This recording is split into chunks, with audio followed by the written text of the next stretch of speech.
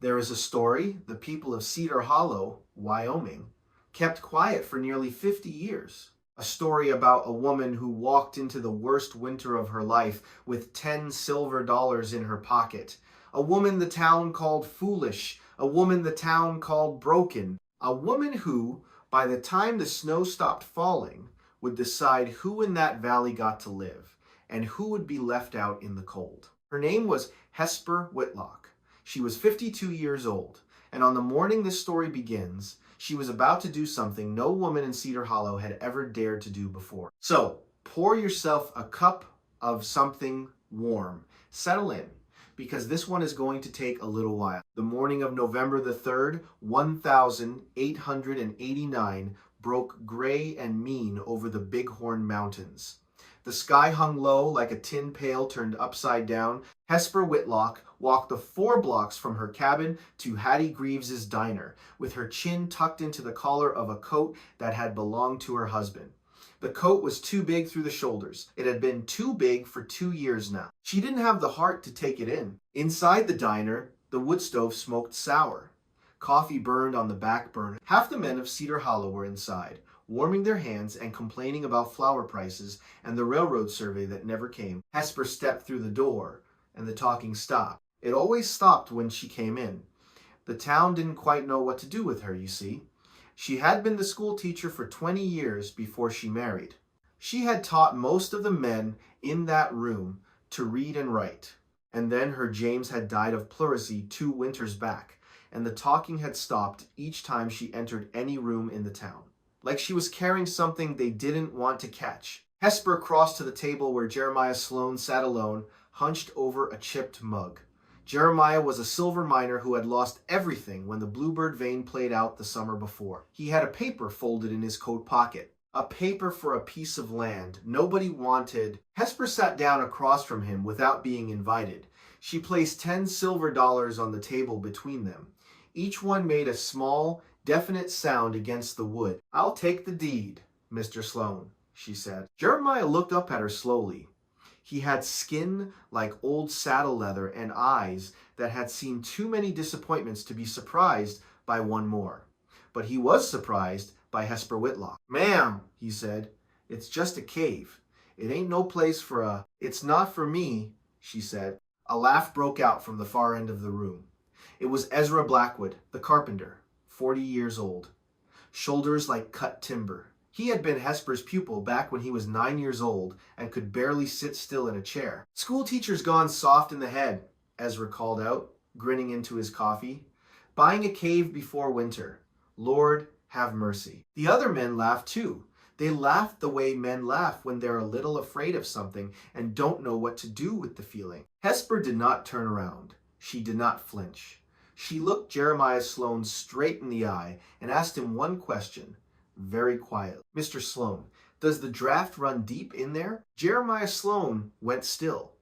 He looked at her like he was seeing her for the first time. Then he leaned across the table, so close that nobody else could hear, and he said something that would change the shape of Hesper Whitlock's life. "Ma'am, your husband James, he came and asked me about this cave. 2 weeks before he passed, I told him no, I wasn't selling. I changed my mind only because I'm starving." "But he knew, ma'am." James Whitlock knew something about this place. Hesper's hands went cold around the silver dollar. She folded the deed once, slid it into the breast pocket of her husband's coat, stood up, and walked out into the gray morning, and the laughter that followed her did not seem to touch her at all. If you've ever lost someone you loved, and then been handed something that came from them after the fact, you'll know the feeling.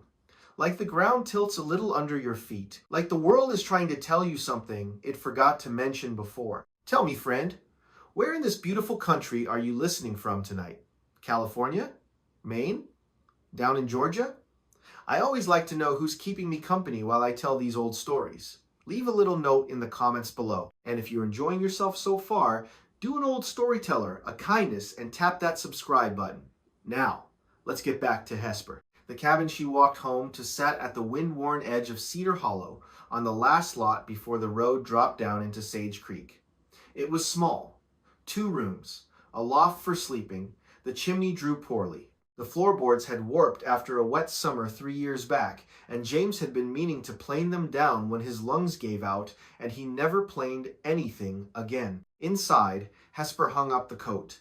She filled the kettle from the bucket. She watched the fine white threads of snow drift in through the gap beneath the front door, the same gap that had nearly killed them both, the winter James died. In the corner, by the rag rug her mother had hooked 40 years ago, her grandson Theodore sat with a stub of pencil and a scrap of butcher paper. Theo was 11 years old. He was small for his age. He had his mother's eyes. Theo's mother was Hesper's only daughter, Adelaide. 3 years ago, on a cold March morning, Adelaide and her husband had been in a train derailment outside Cheyenne. Her husband had died at the scene. Adelaide had lingered 6 days at the railroad hospital with internal injuries the country doctors could not treat. There had been a specialist who could have helped her. The specialist cost more money than the Whitlocks could find. Adelaide had whispered to her mother on the last night, "Mama, promise me you'll keep Theo safe. Promise me you won't let him be orphaned twice." Hesper had promised. She had promised, and then James had died 14 months later, and the promise had begun to feel like a stone she was trying to carry up a hill she couldn't see the top of. She crossed to the rag rug now. She knelt down beside Theo. She showed him the folded deed. "Theo, honey, I want to show you something." Theo looked up. He had a streak of pencil graphite across his cheek. He said nothing. He had not spoken much since his mama died. Words came out of him slow, like he was rationing them. "I bought a cave today," Hesper said. Theo blinked. He considered this with the gravity of an 11-year-old who has already seen too much. "Why, Grandma?" Hesper opened the deed. She smoothed it on the floor. Then she stood up, walked to the cedar trunk at the foot of the bed she no longer slept in, and lifted the lid. Beneath the wedding quilt she could no longer bear to use, there was a small leather-bound journal. The journal smelled like the pipe tobacco James used to smoke on the porch. She brought it back to the rug. She opened it carefully. Inside the back cover, in James Whitlock's careful left-handed script, there was a pencil drawing. A drawing of a hillside, a drawing of a narrow opening in stone, with a crooked line running upward through the rock above it. Beside the line, James had written 2 words, "natural chimney," and beneath the drawing, a single sentence, "If the winter comes hard, take Hesper and Adelaide to this place." Hesper read that sentence 8 times before her vision blurred. James had written it before Adelaide died. He had been thinking of his daughter when he sketched that drawing.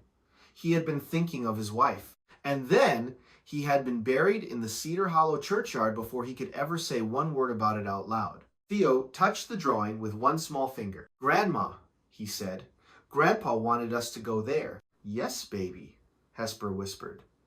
"I believe he did." She sat there on the rug for a long time, and the snow drifted in under the door, and she felt, for the first time in 2 years, that she was not entirely alone in the house. The next morning, before the sky had bothered to lighten, Hesper Whitlock and the old hound called Brindle walked up the slope behind town. Brindle had been James's dog. Brindle was 12 years old and had a milky cataract over one eye and walked with a limp in his hind end. But Brindle knew the smell of James better than anything in this world, and Brindle had been waiting for somebody to remember him. The mouth of the cave was just where the drawing said it would be, a crack in the dead earth. Narrow, dark, worthless looking. The kind of place a town would call the goat hole and forget about. Hesper lit her oil lamp. She ducked beneath the rocky lip. Inside, the air changed. It was cold, yes. But it was not the killing cold of a frozen cabin. It was a different cold. Steady, dry.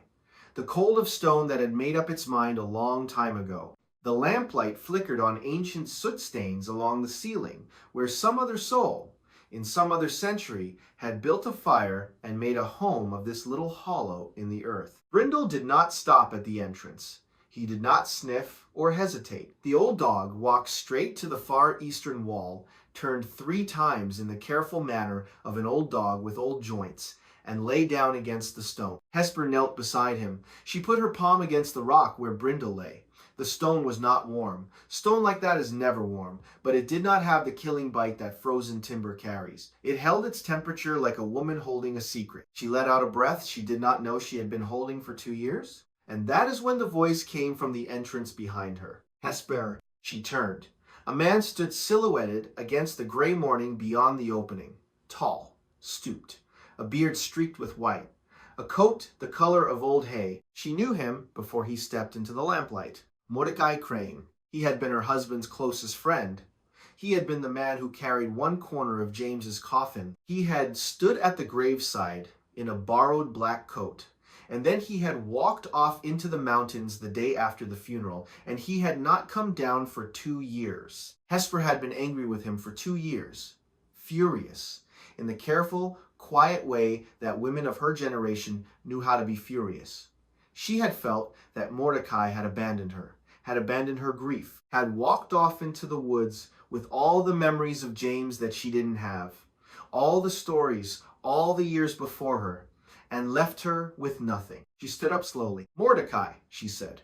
Her voice was a knife wrapped in cloth. He took off his hat. He turned it in his hands. He looked at her with eyes that were tired but not afraid. Hesper, I owe you an explanation. I'm sorry it's 2 years late. She waited. James made me promise, Mordecai said. Last summer, he was alive. He told me that if anything happened to him, I was to keep watch over you and Adelaide from a distance. He said you wouldn't want anybody hovering. He said you'd want to do your own grieving. He made me swear I wouldn't show my face again until you really needed me. He paused. Hesper, I have watched this cabin every winter from up on the ridge. I have known each time your stove went out. I have known each time Theodore got the croup. I have hated myself for keeping a promise, but James made me promise. Hesper's mouth trembled, just once. She gathered it up and put it away. And what makes you think, she said, that I need you now? Mordecai stepped inside the cave. He raised his lantern. He pointed up at the far wall where Hesper had not yet looked. There, scratched into the stone in faded shallow lines, were dozens upon dozens of marks, tally marks, counting weeks, counting winters. I wintered in this cave 30 years ago, Mordecai said. I survived 4 bad winters in this room. And the lines above mine, Hesper, the ones with the cross at the bottom, those were carved by James's father back in 58. James knew this place. His daddy taught him. James was bringing you here the year he died. Hesper put her hand against the stone wall to keep herself upright. She looked up at all those careful, patient lines. 40 years of survival. 40 years of somebody else's mountain widow keeping count of the weeks. And she understood, then, that the laughter in the diner had been wrong. The laughter had been very, very wrong. This was not a goat hole. This was a doorway. And her husband had been holding it open for her all along. For the next 6 days, Hesper Whitlock turned that cave into a place that could hold a life. She did not do it the way a man would have done it. She did not haul timber up the slope and try to remake the place. She did what women of her generation had always done. She inhabited it. She brought the small, careful things that turn shelter into home. She brought the wool blankets her mother had carded by hand. She brought the chipped blue teapot from her wedding china. She brought the small tin of dried lavender she used to keep in her hope chest. She brought a wooden spoon her father had whittled. She brought Adelaide's baby quilt, the one with the bluebird embroidered in the corner, and she set it on the rough plank bed Mordecai built 2 feet off the cold stone floor. Mordecai showed her where the natural chimney ran. He showed her how to widen the old drainage trench so meltwater would run cleanly toward the lower crack. He hung 2 thicknesses of canvas hide across the entrance with a narrow gap between them to break the wind. Theo helped. He carried river stones one at a time in his small arms. He stacked them around the fire pit until the wall there began to look like part of a furnace built into the earth. He did it without being told. He did it the way an 11-year-old will work for the first thing in his life that has felt to him like a future. On the 3rd night, Hesper made a mistake. She built the fire too large. For several minutes, the flames burned bright and strong, and the cave grew warm in a way that felt like comfort. And then the smoke changed its mind. It rolled back down across the ceiling in thick black waves. Theo started coughing first. Brindle exploded into sharp, anxious barking.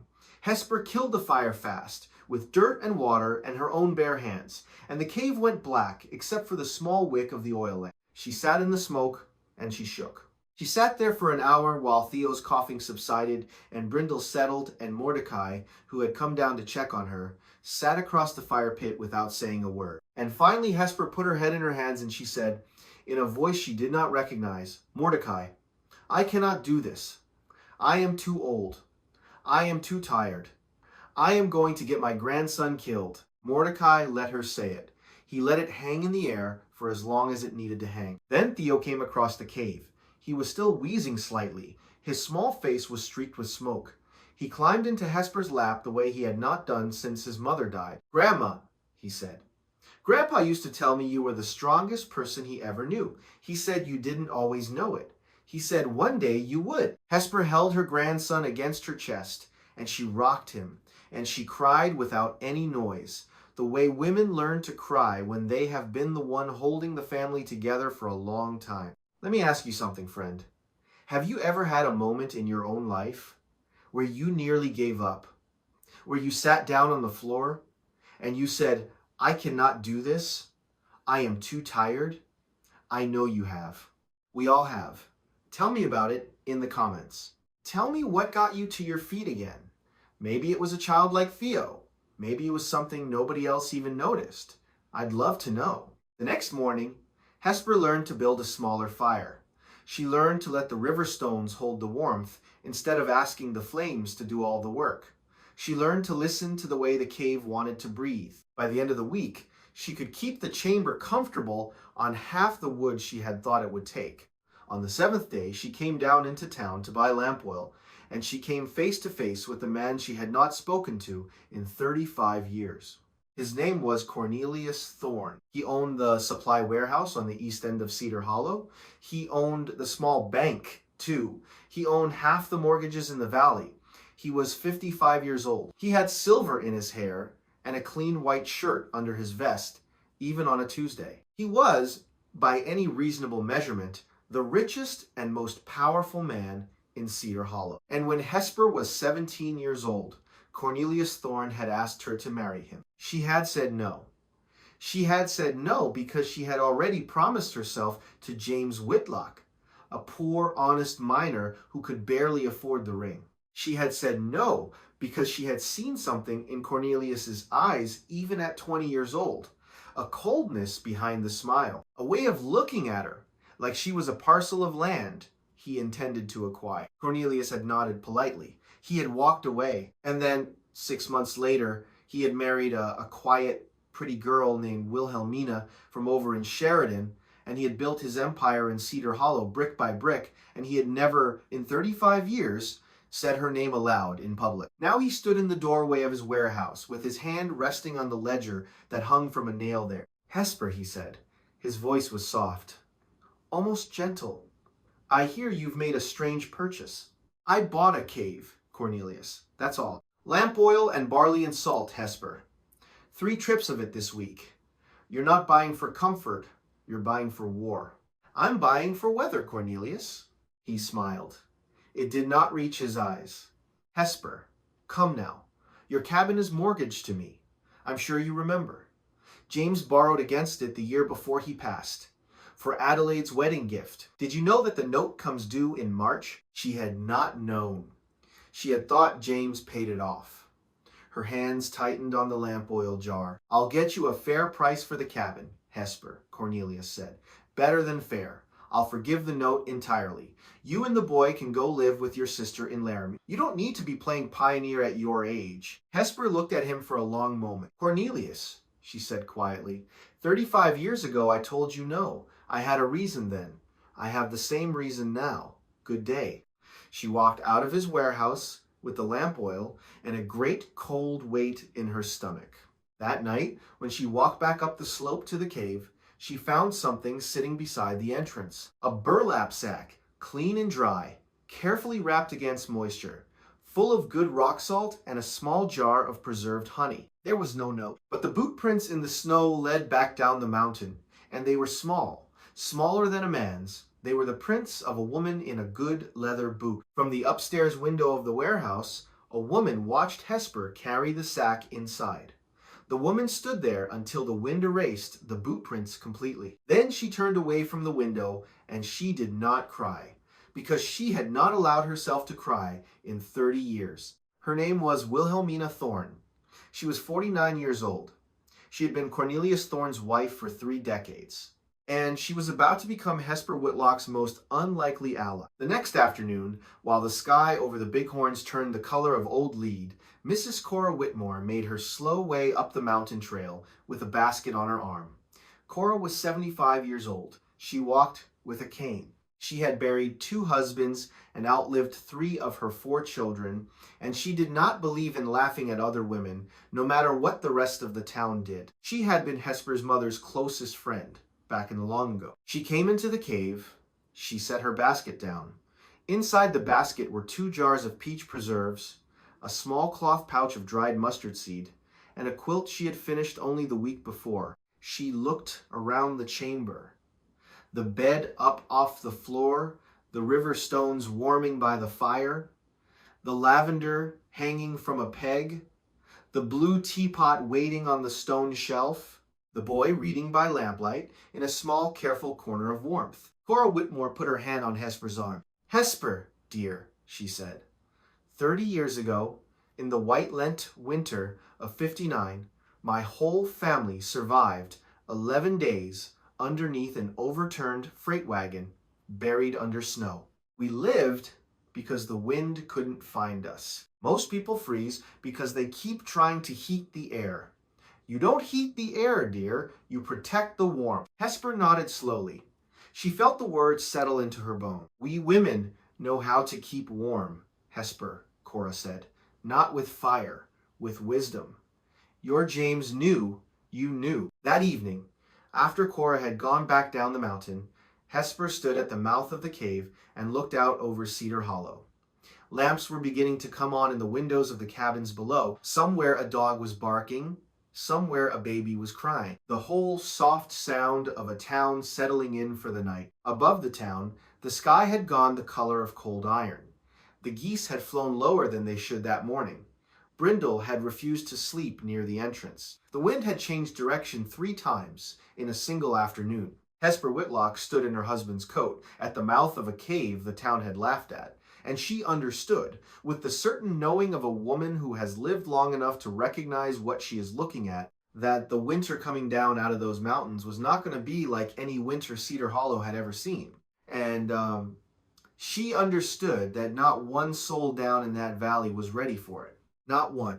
The next morning, Hesper Whitlock walked into Hattie Greaves's diner one last time. She did not sit down. She stood in the doorway with snow melting off her boots, and she waited until the room went quiet, the way it always did when she walked in. She said, "Double your firewood by Sunday. This is not an ordinary winter." For a moment, nobody spoke. Then Ezra Blackwood started to laugh. He laughed the way he had laughed at her 3 weeks before. Easy. Loud. The laugh of a man who has always assumed the world is steadier than it actually is. The Reverend Amos Beckett, who was a kind man and a tired one, stood up at his table by the window. "Hesper, dear," he said gently, "every winter makes folks uneasy. The Lord has carried us through worse. Don't trouble yourself." Hesper looked at him. She looked through the frosted window of the diner, where the sky beyond the town had turned the color of an old bruise. "Reverend," she said, "not this one." She walked back out into the gray. Nobody followed her. Behind her, the laughter started up again, and then it died, the way the wind dies before a hard storm comes. And the men in the diner went back to their coffee. And they did not know it yet, but most of them would remember Hesper Whitlock's face in the doorway of that diner for the rest of their lives. It is one of the hard truths of being a woman past 50, friend. You can stand in the doorway and tell them what is coming. You can tell them with every bit of wisdom you have earned with the years, and they will laugh. They will laugh until the wind is in their houses. And then, sometimes, only then, they will start to remember what you said. But I am getting ahead of myself. The storm came 3 nights later. It did not come the way storms usually come. It came as pressure first. Hesper was sitting by the small fire in the cave, mending a sock by lamplight, when she noticed the flame of her oil lamp bend sideways. There was no draft she could see, but the flame leaned, the way a flame leans when something heavy is moving through the air. A second later, Brindle jerked awake from a dead sleep against the eastern wall. His ears went high, his old body went stiff. And then the mountain heard it. A deep, metallic roar tore across the ridge above the cave like a freight train made of ice and stone. The whole earth seemed to shudder. Theo dropped the slate he had been writing on, and it broke on the floor. Hesper crossed the chamber in 3 strides and pulled her grandson against her chest. Outside, the snow did not fall. It moved sideways. It moved hard enough to erase the world beyond the cave entrance within minutes. Down in Cedar Hollow, in the next half hour, things began to go wrong. A barn roof on the south end of town tore loose and went tumbling through the dark like a kite. 2 chimneys iced over before midnight. Lanterns blew out cabin by cabin. The temperature dropped 40 degrees in 2 hours, and the wind dropped any man fool enough to step outside. But inside the cave, something remarkable was happening. The small fire stayed steady. The river stones beside it continued to hold their warmth exactly the way Hesper had hoped they would. The double canvas curtains at the entrance snapped and strained, but they held, and the main chamber behind them remained almost untouched. No rushing draft, no freezing crosswind. Only the low crackle of a controlled flame and the distant violence shaking the mountain outside. Hesper sat against the warm stone wall with Theo curled against her side, and she listened to the storm test every weakness the cave had to offer. And the cave held that, more than anything else, was what frightened her. Because if her shelter felt this calm while the storm was still growing stronger, then the town below was already suffering far worse than anyone down there understood.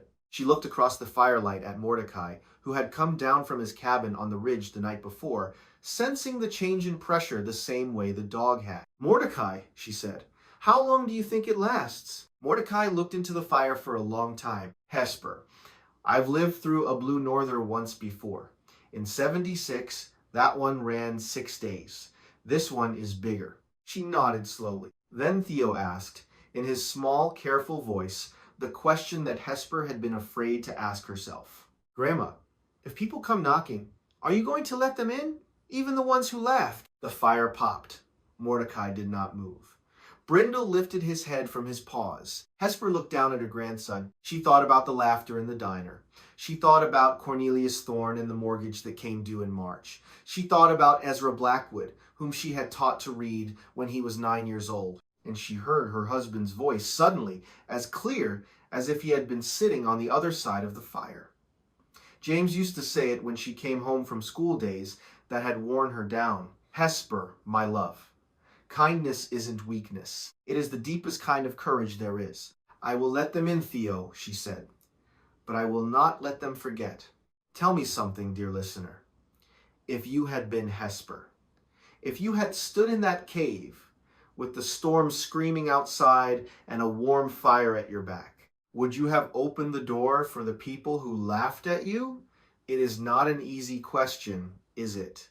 I have thought about that question many nights in my own life. Pause here for a moment, if you would. Think about it. Tell me your answer in the comments.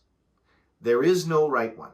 The first knock came on the second day of the storm. It was not really a knock, it was a movement.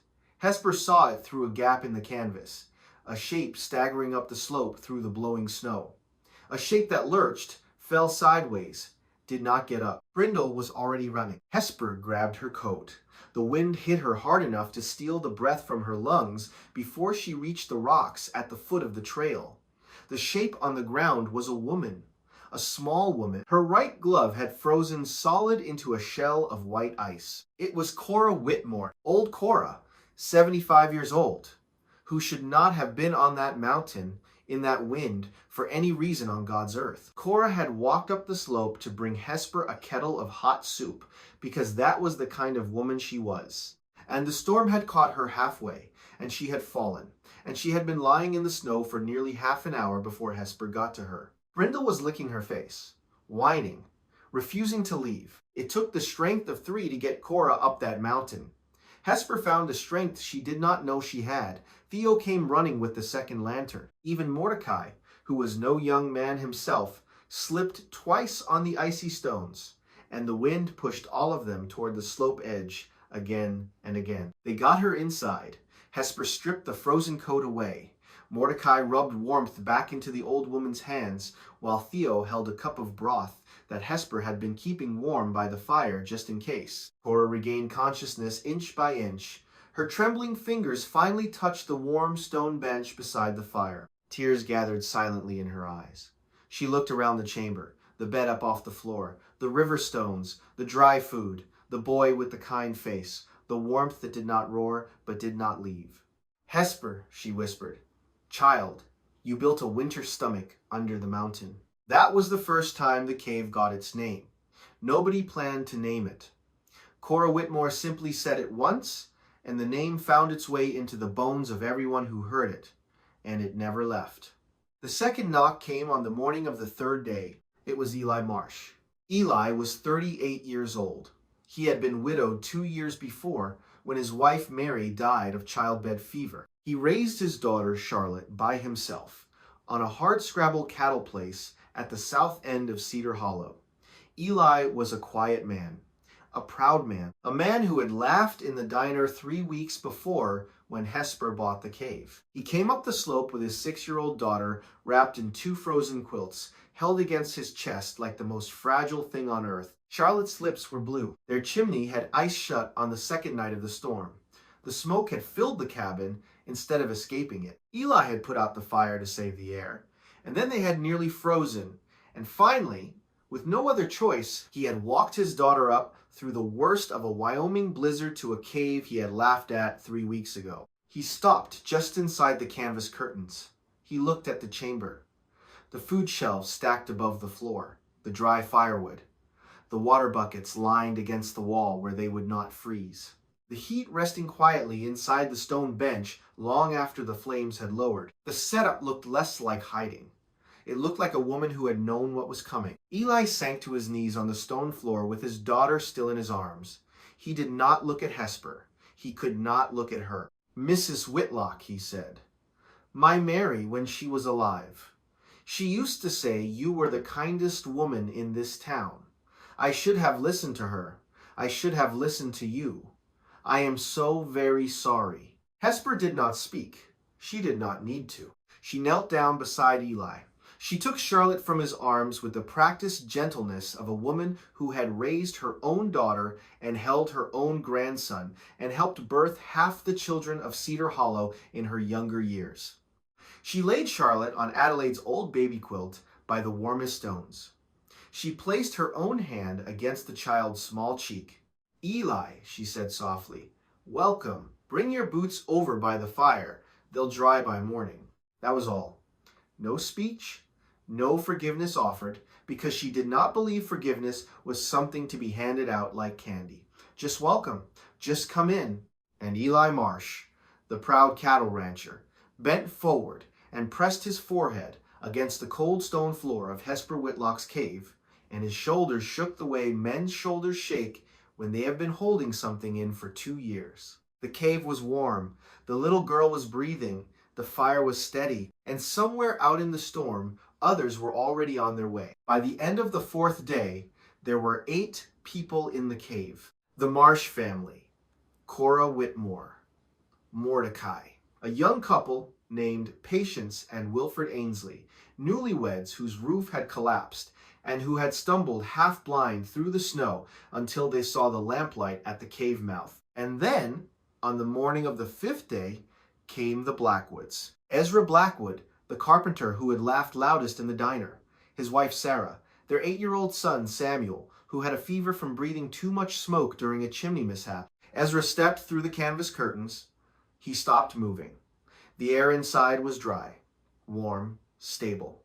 No smoke hanging low beneath the ceiling. No freezing draft crawling across the floor the way it had in his own cabin for days. Everything worked. Sarah Blackwood, who was a practical woman, immediately started helping Cora with Samuel, but Ezra just stood there. He stared at the stone walls. He stared at the fire pit. He stared at the river stones, glowing dull red, holding warmth like they had been promised something a long time ago. He looked across the cave at Hesper. "Teacher," he said. He had not called her teacher in 28 years. Teacher, when I was 12, I stole a pencil from your desk. Do you remember? It was the long red one with the silver tip. I needed it for my arithmetic, and I had no money. Hesper looked at him calmly. I remember. Ezra, you knew. I always wondered if you knew. The next morning, there was a whole pack of pencils on my desk. I never knew what to make of it. Nobody ever said a word. I have wondered about that pencil pack for 28 years, teacher, and I have just understood it, just now. Standing in this cave, Hesper's eyes were soft and old and very steady. Ezra, I never forgot. I was just waiting for you to remember. Ezra Blackwood, that big, strong carpenter with the shoulders like cut timber, lowered his head into one rough hand.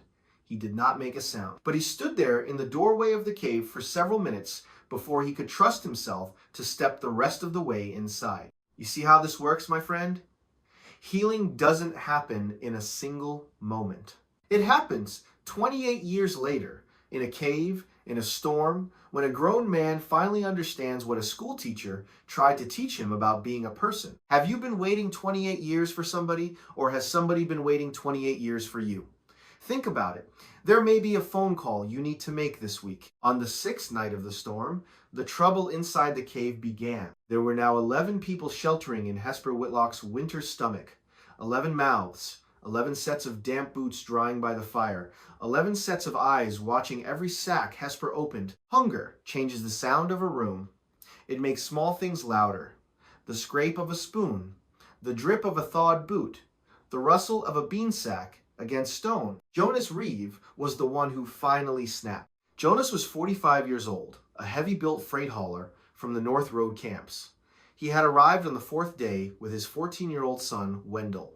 Jonas had a bull neck and a temper, and he had been drinking down at the Mercer place when the storm hit, and he had been short on patience to begin with. His mother had passed 6 months earlier.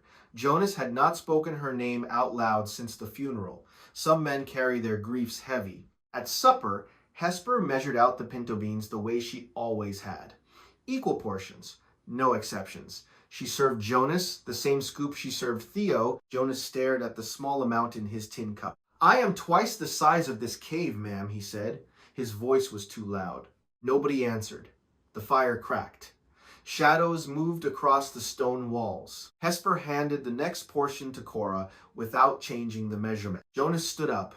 He stood up so suddenly that his boot kicked dust across the floor. He took one heavy step toward Hesper. I work harder, he said. I eat more.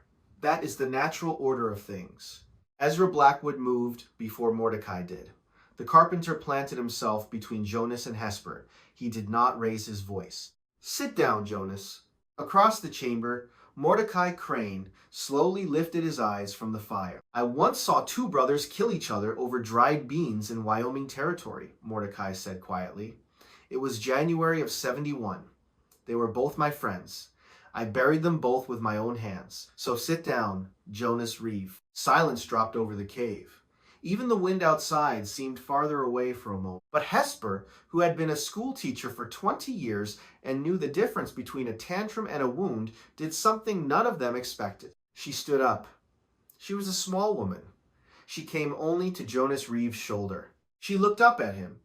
She looked at him the way a school teacher looks at a boy who has come to school with a bruise nobody is supposed to mention. Jonas, she said, your mother, Edith, she used to come into the schoolhouse on Friday afternoons, and she would help me wipe down the slates. She did that for 10 years. Did you know that? Jonas Reeve went very still. She told me, Hesper said softly, she told me once that you were the gentlest boy she ever raised. She said you had a heart like a sparrow. She said the world had been very hard on that heart. Jonas, what would your mother say to you right now? Jonas Reeve stood there in that cave for a long count of seconds. His big hands hung at his sides. Then his face crumpled. He sat down on the stone floor, like his legs had stopped working. He put his face in his hands, and Jonas Reeve, who had not cried since he was 8 years old, cried for the mother he had not been able to bury properly because he had been 3 states away on the day she died. His son Wendell stood up from the other side of the fire. The boy crossed the chamber slowly. He sat down beside his father.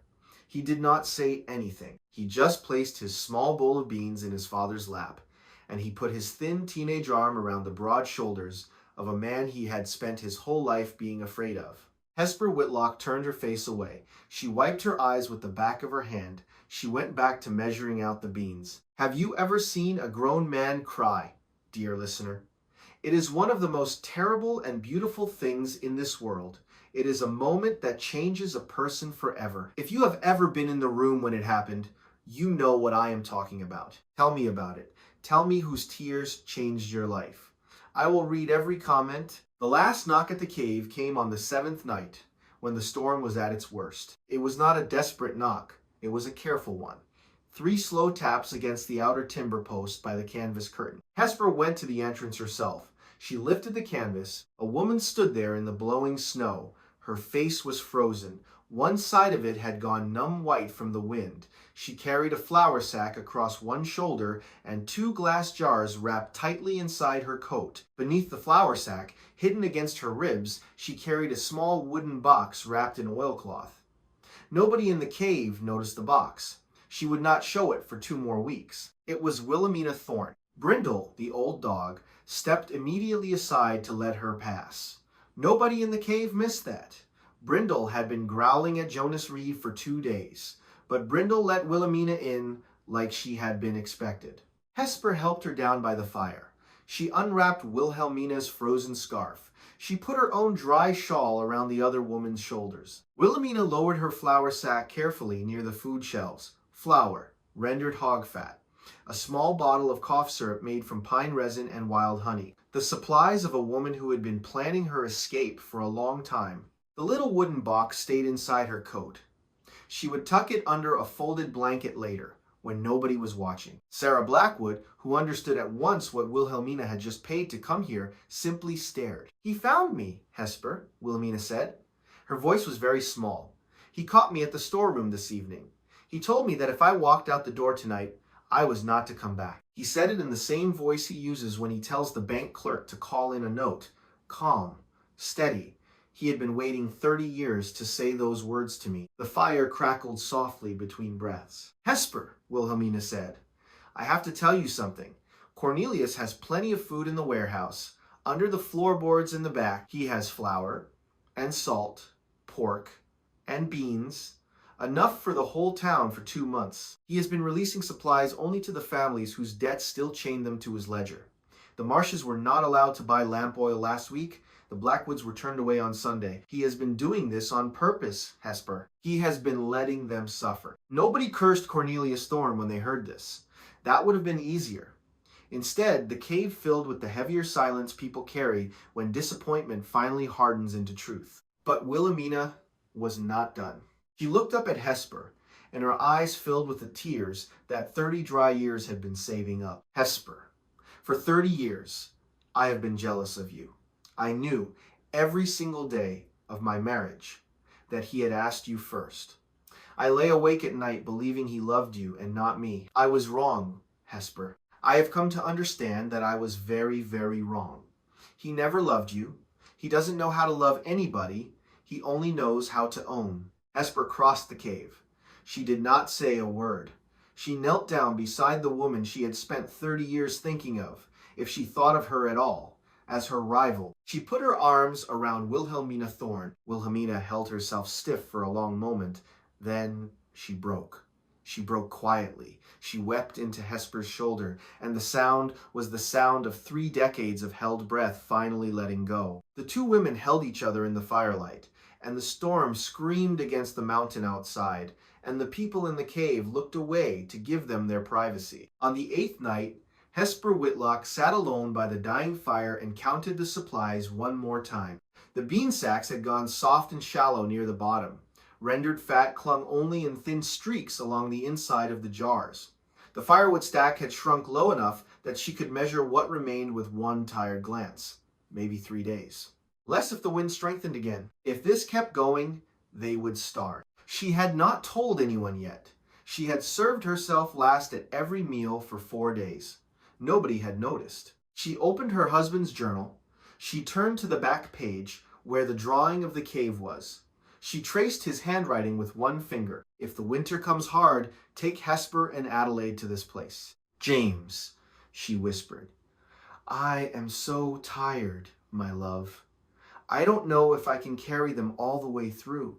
Brindle, the old dog, came across the chamber. He lay down at her feet. He put his graying muzzle on her shoe. And in that small gesture, Hesper Whitlock understood something she had not quite let herself understand for 2 years. James had not left her. James was here. James was here in this old dog. James was here in this drawing. James was here in the carved tally marks on the wall, and in the warm stones his father had taught his son about, and in every breath that 15 people were drawing in this cave because of what he had whispered to his wife in a journal she didn't know existed. She put her hand on Brindle's head. She bent forward. She whispered into the dog's old ear, All right, James, I'll keep going. One more day. Outside, the wind screamed across the mountain. The 8th night turned into the 9th dawn. And then, just before noon, the wind began, for the first time in 9 days, to grow tired. The storm did not break suddenly. That is not how blizzards end. They do not give you a clean finish. They give you, instead, a slow surrender. The screaming gusts soften into uneven moans. The whiteout grows thinner. The mountain stops shaking. And one by one, the people inside the shelter lift their heads and notice, with a kind of disbelief, that they have begun to hear themselves think again. On the 9th day, around midday, the wind in Cedar Hollow simply ran out of breath. Inside the cave, Theo was the first to notice. He looked up from the slate he had been writing on. He listened. Grandma, he said. It stopped. Hesper put down the sock she had been darning for the 3rd time. She listened too. Nobody spoke. Nobody moved. They all just listened. The way you listen to a sound that has been with you so long you stop knowing it was there. The wind moaned once more. Then it was just a small crackling of the fire and the breathing of 15 people and the steady wet drip of melt beginning to move in the cracks above. It was Cora Whitmore, the oldest among them, who finally spoke. Lord above, the old woman whispered. We made it. One by one, they crawled toward the entrance. Hesper lifted the canvas curtains. The light outside was so bright it stung the eyes. They had to shade their faces to look at it. The world they walked out into did not look like the world they had left. Cedar Hollow was barely visible beneath the snow. Half the roofs of the town had collapsed. Whole sheds were erased under drifts that had hardened to the consistency of packed salt. The little white church on Main Street had lost most of its steeple. Fences were buried up to the top rail. Chimneys without smoke, cabins without lamps. The whole valley was so quiet you could hear, from a mile away, the slow drip of icicles beginning to give up. For a long moment, nobody said anything, and then little Charlotte Marsh, who was 6 years old and had nearly died of smoke 5 days before, took one careful step into the snow at the cave mouth and lost her footing immediately. She fell sideways into a drift, with a startled laugh bursting out of her before anyone could help her up. The sound froze every one of them. After 9 days of hearing only the screaming wind and cracking ice and the quiet effort of trying not to die, the laughter of a child sounded almost holy. Ezra Blackwood turned his face away. Nobody mentioned the tears. Eli Marsh dropped to his knees beside his daughter. He held her against his chest the way he had held her on the night he carried her up the mountain, and Charlotte laughed again, and Eli laughed too, a broken laugh, the laugh of a man learning to feel something other than fear. Mordecai Crane reached out and put his hand on Hesper Whitlock's shoulder. Come on, Hesper, he said. Let's go down. Tell me, friend, have you ever survived something you weren't sure you would survive?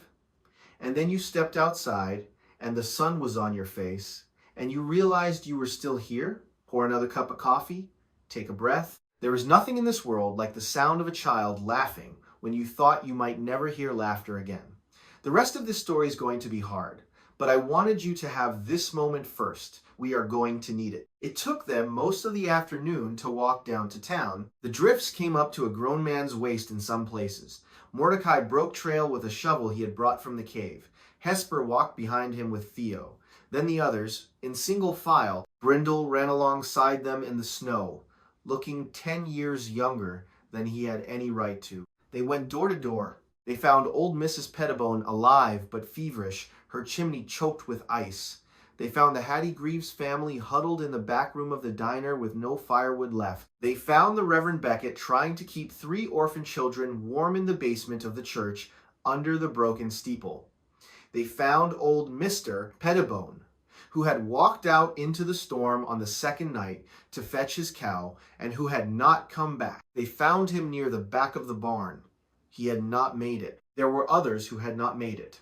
3 souls in all. The town would bury them when the ground was kind enough to be dug. But many, many more had survived. And as the survivors of Cedar Hollow came out of their cabins and saw Hesper Whitlock walking down the snow-packed road with 11 living, breathing people behind her, something started to happen that the town would talk about for the next 50 years. They started to follow her. It was not planned. It was not announced. They simply fell in behind her. The Greaves family, the Pettibones, the Reverend Beckett with the orphan children wrapped in his black coat. Family after family stepped out of broken cabins and into the cold sun, and they joined the procession.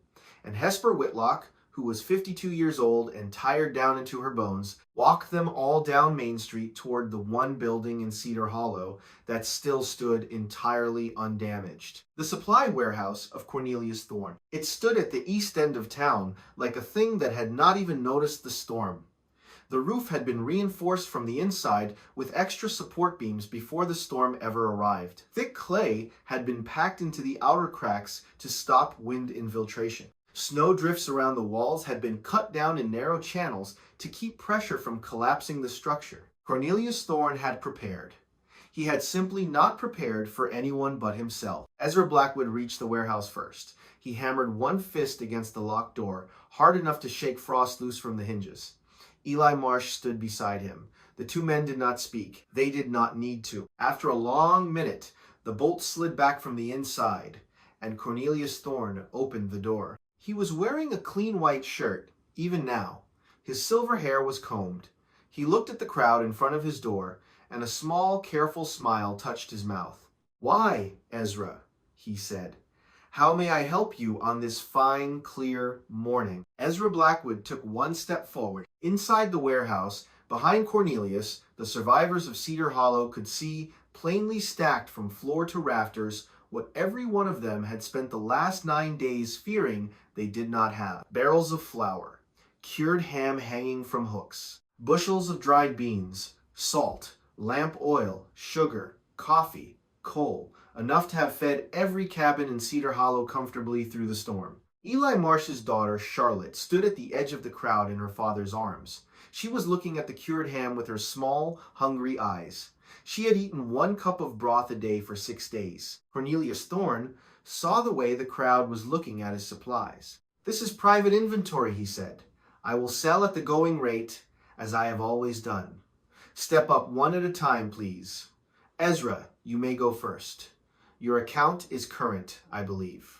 It was Wilhelmina who stepped forward. She walked out from the crowd into the cold sun, and her husband saw her, and for the first time since Hesper had known him, Cornelius Thorne's face cracked.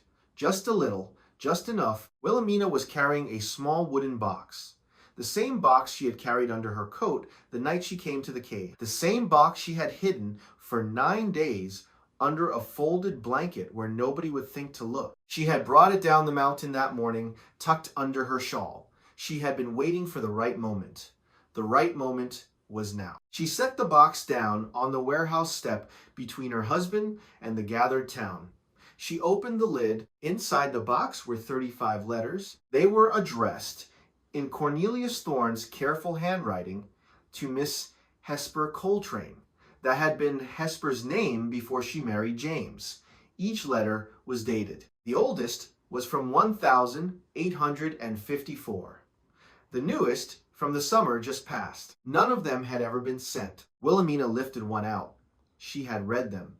She had been reading them in secret for the 2 weeks before the storm came, ever since she found the box hidden in the false bottom of her husband's desk drawer. "My husband," Wilhelmina said. Her voice was perfectly steady.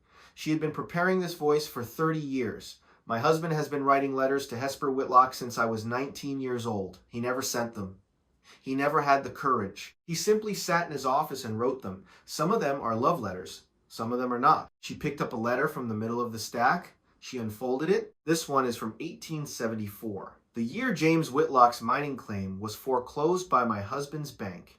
In this letter, Cornelius confesses that he engineered the foreclosure. He manipulated the price of ore through a contact in Denver. He drove James into debt deliberately. He writes here, in his own hand, that he wanted to break James so that Hesper would see the kind of man she had chosen. Wilhelmina looked up at her husband. Her face was as calm as still water. Cornelius. Hesper's daughter Adelaide was injured in the train accident outside Cheyenne 3 years ago. Her internal injuries could have been treated by the specialist at the railroad hospital, but the Whitlocks could not afford that specialist because they were paying down a debt to your bank, a debt you had engineered the year before James died.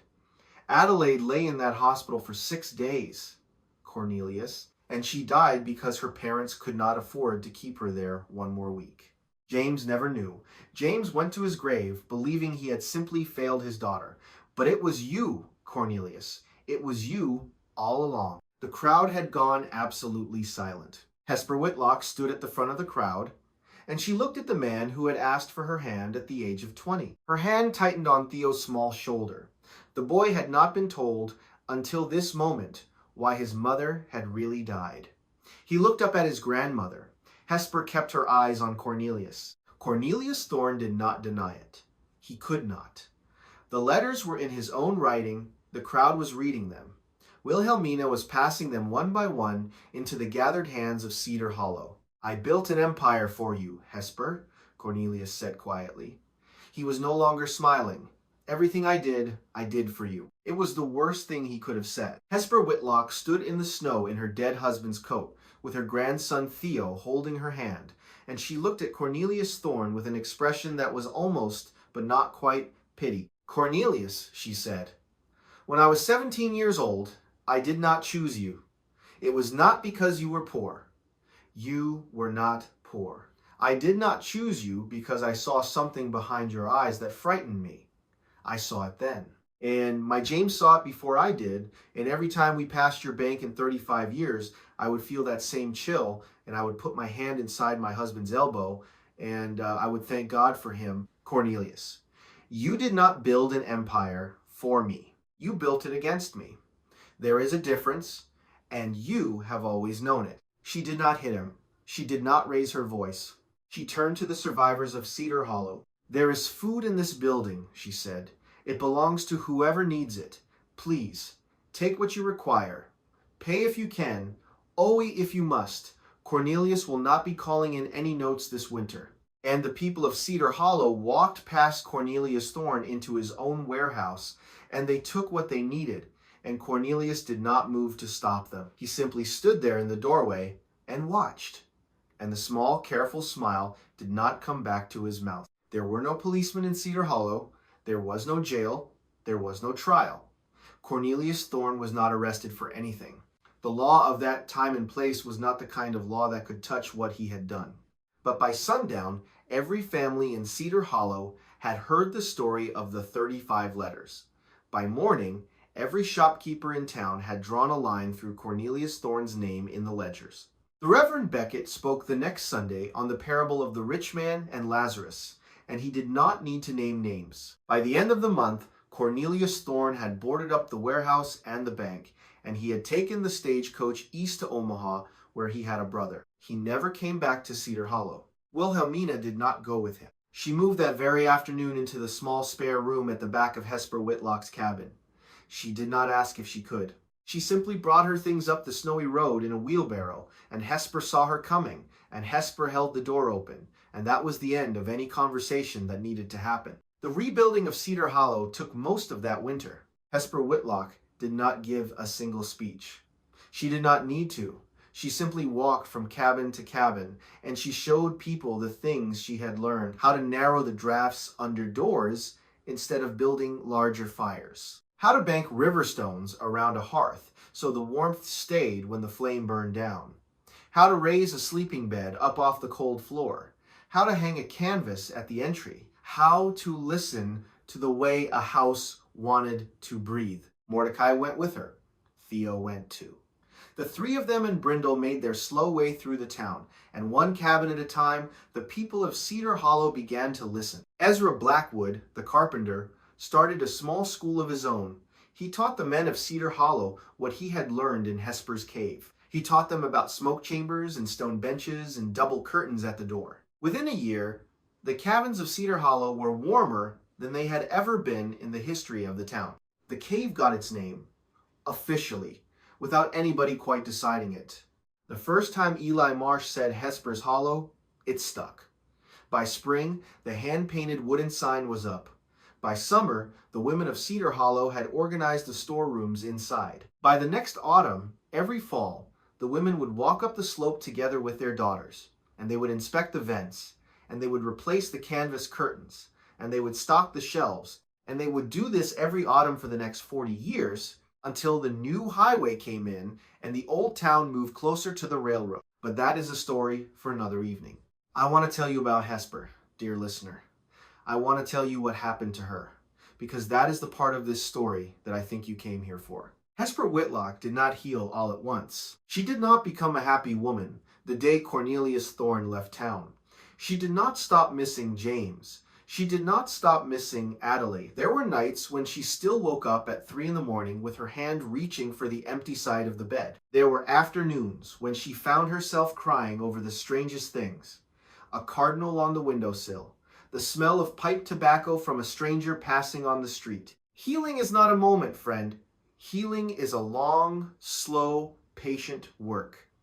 Anybody who tells you different is selling you something. But here is what I can tell you. That spring, Hesper Whitlock turned 53. Wilhelmina baked her a cake. Theo carved her a small wooden bird, the way his grandfather had taught him. Cora Whitmore brought peach preserves. Mordecai Crane sat at the table and drank his coffee and said almost nothing, the way he had always done. Brindle slept by the wood stove, twitching his old paws as if he were chasing something in his dreams. Hesper looked around her kitchen at the people gathered there. A woman she had thought was her enemy for 30 years. A man she had been angry at for 2. A boy whose mother was gone. An old friend of her mother's who was older than the mountains. A dog who had outlived his master and become someone else's, the way good dogs always do. She thought, this is not the family I planned to have at 53. And then she thought, it is the family I have.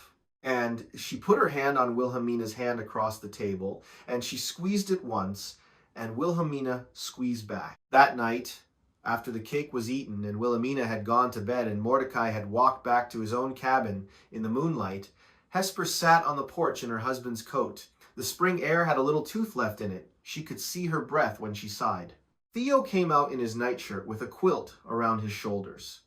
He sat down beside her on the step.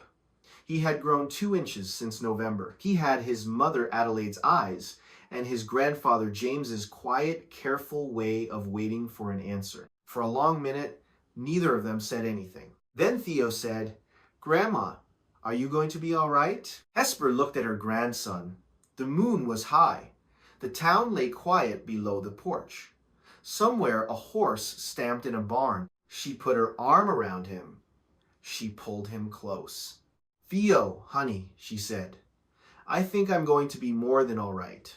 I think I'm going to be something I haven't been in a very long time. I think I'm going to be happy." Theo was quiet for a moment. Then he said, in his small, steady voice, "Mama would be glad."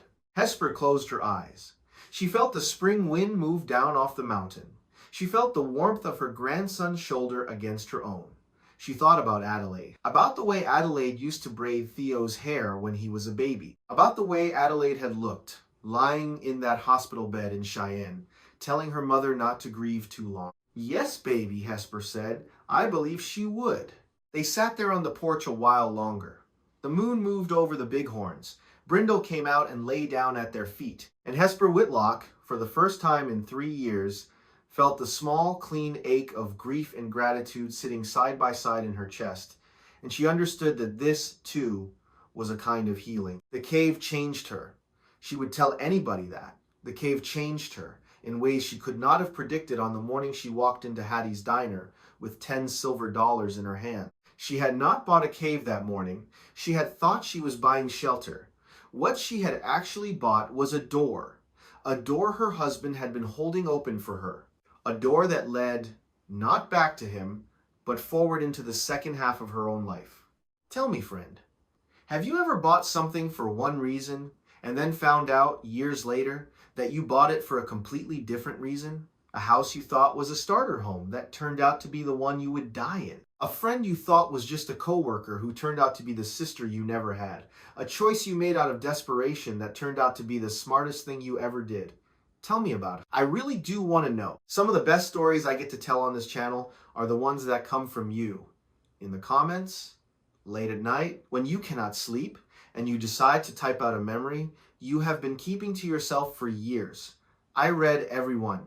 I really do. In the late spring, when the snow had finally melted off the high pastures, Hesper Whitlock walked up to her cave one more time. She walked alone. The cave entrance was open.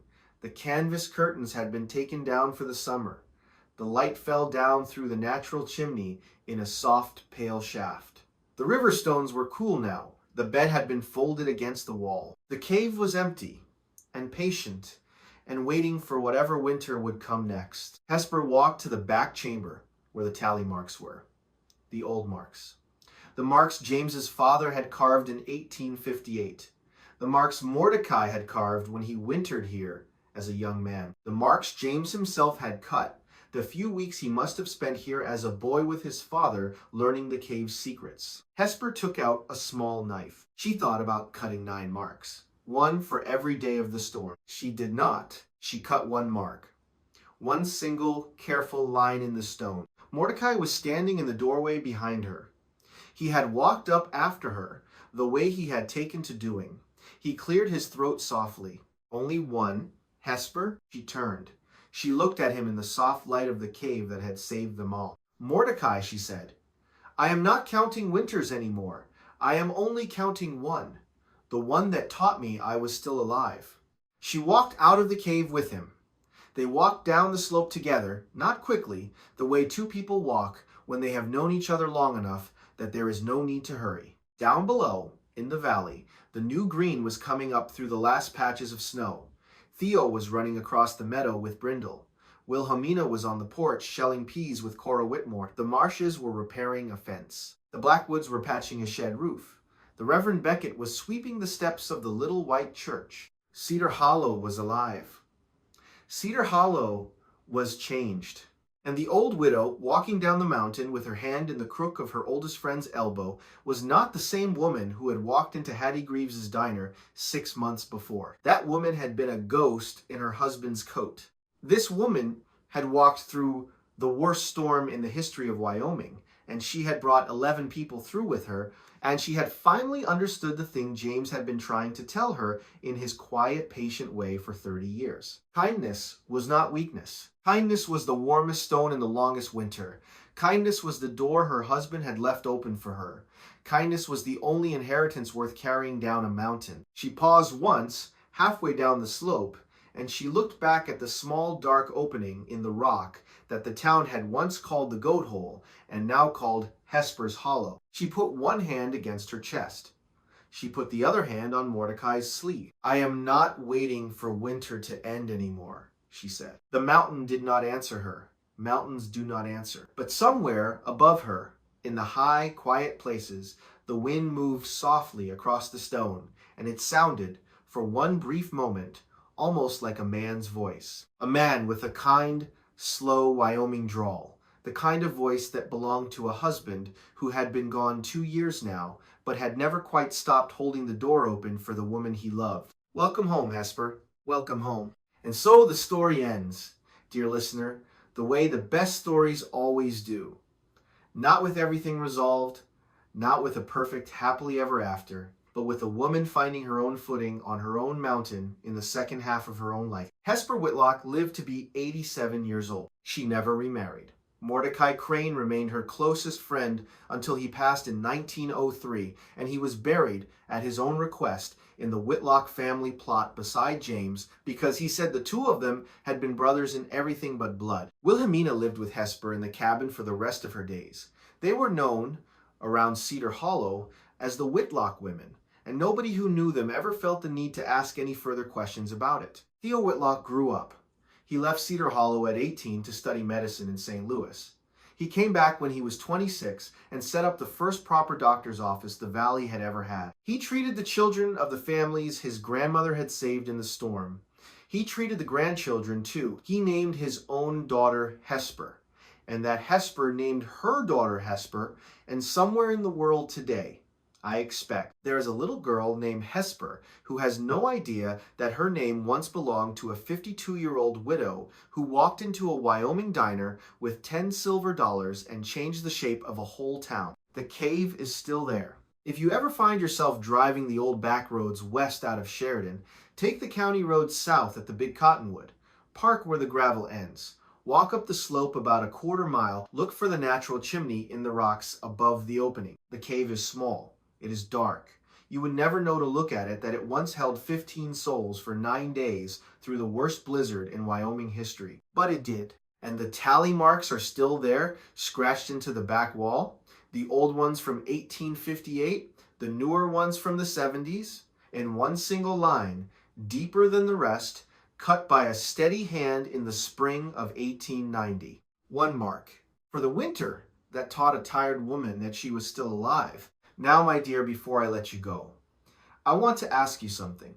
Is there a winter in your own life you are still waiting to end? Maybe it has been 1 year. Maybe it has been 20. Maybe you have been wearing somebody else's coat for so long you have forgotten what your own shoulders feel like. I want you to think about Hesper tonight. I want you to think about what she did. She did not wait for somebody to rescue her. She walked into a diner with $10 and she bought herself a door. She bought herself a beginning at 52 years old. It is never, ever too late. If this story touched your heart, share it with another woman who needs to hear it. There is somebody in your life right now who is sitting alone tonight in a cabin that is too cold. Send her this story. Send her my best wishes. And remember, friend, that the door is still open. Your door. The one your own husband or your own mother or your own quiet, watchful God has been holding open for you all along. Go find your cave. Good night, dear listener. Sleep warm. I will see you next time.